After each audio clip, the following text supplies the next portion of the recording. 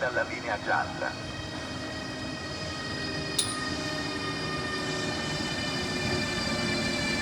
Attenzione, il treno di transito ha ordinato per allontanarsi dalla linea gialla.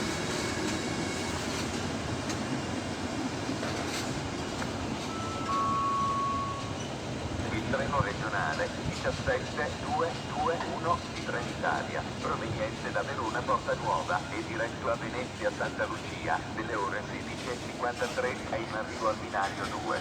Attenzione! Allontanarsi dalla linea gialla. Ferma in tutte le stazioni.